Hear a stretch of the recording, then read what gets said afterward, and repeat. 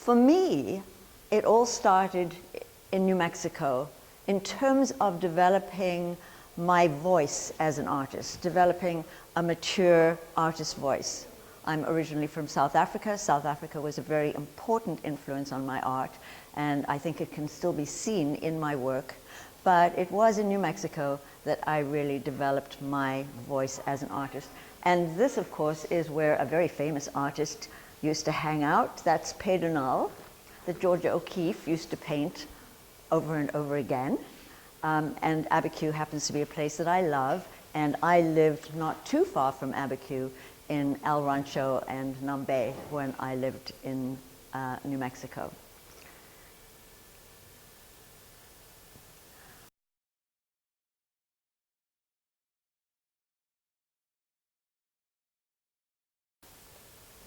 Almost as soon as I arrived in New Mexico, I started working on a site-specific installation called Sati, Moths, and the Bomb. I wandered around the mesas and found bones. Sometimes I'd have to go to the flea market to find the bones. And then I would take handmade paper and seeds and hair and stuff and incorporate those and stabilize them with either Roplex or wax. And this piece is stabilized with Roplex. It's about yay big. And I made about 30 to 40 moth-like shapes. And I'll show you a couple of them here. This is a very small one. That's a tiny little rodent skull, and made with a styrofoam paper cup and wax.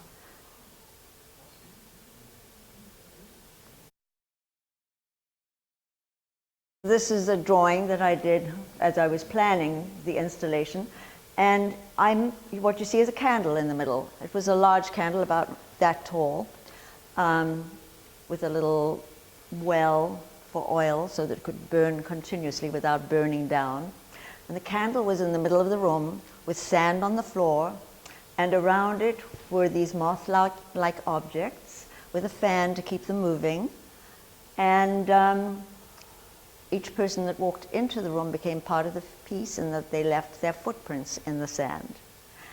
And Sati is the Hindu rite of burning widows alive on their husband's funeral pyres. And I was becoming very involved in yoga, which of course is an Eastern spiritual practice. And so I was very interested in what happened in India in previous eras.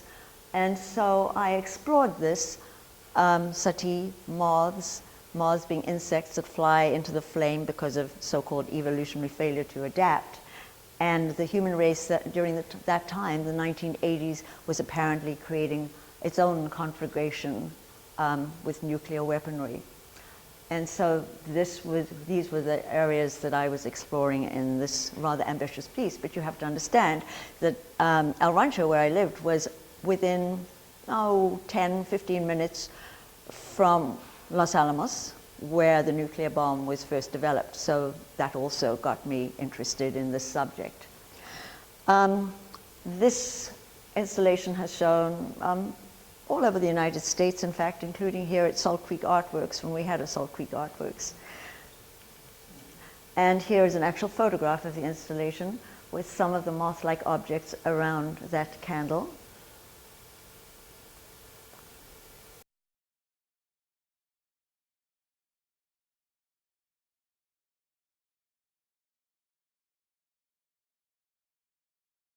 The inspiration for that piece was a poem by Salah al-Hamdani.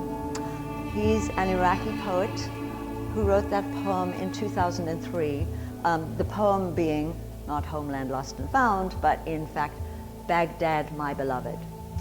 And he had left Iraq many years ago. He'd left because he did not want to be in the Iraq that Saddam Hussein had created. So he'd left, and he was living in Paris with his wife and family.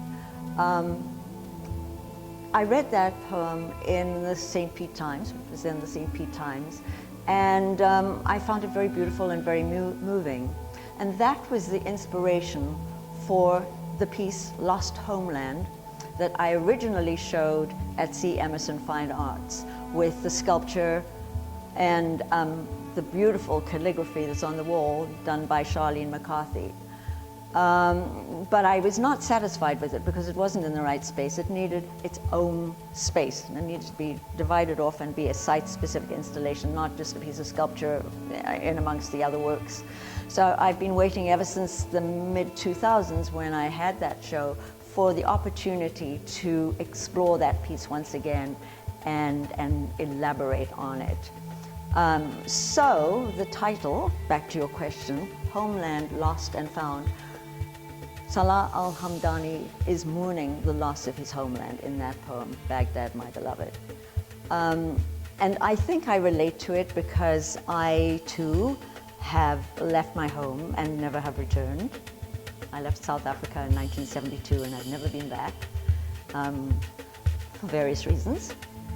So, you know, I have this same sense of loss, but also I feel like in this piece, I've come to a resolution that I didn't have when I first worked on this piece in the mid-2000s.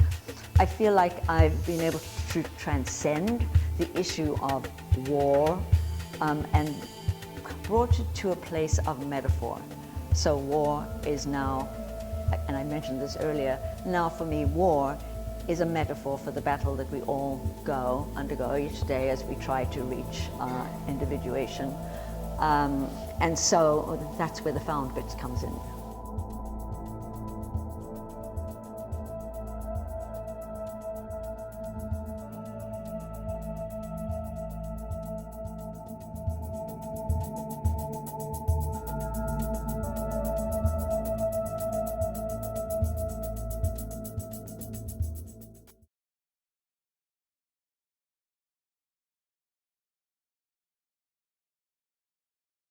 Listening on the radio, I don't watch television very much, but listening on the radio to stories about what is happening to Florida Springs, and I have to tell you that one of Florida Springs is one of the places that I found very, very early after arriving here in Florida.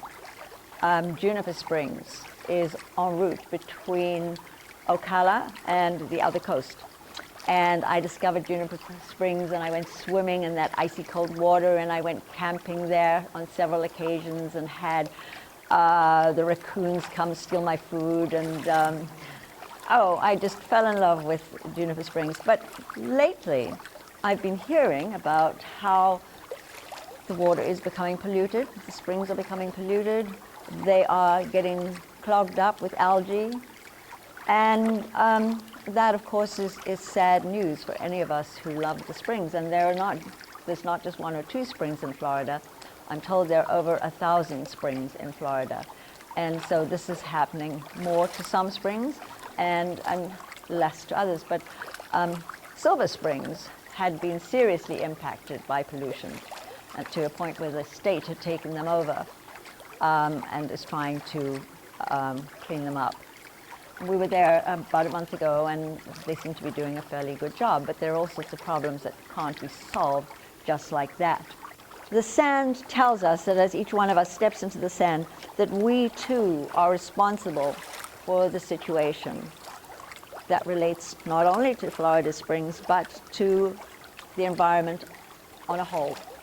And that each one of us has that responsibility, and that reminds us as we leave our footprints in the sand.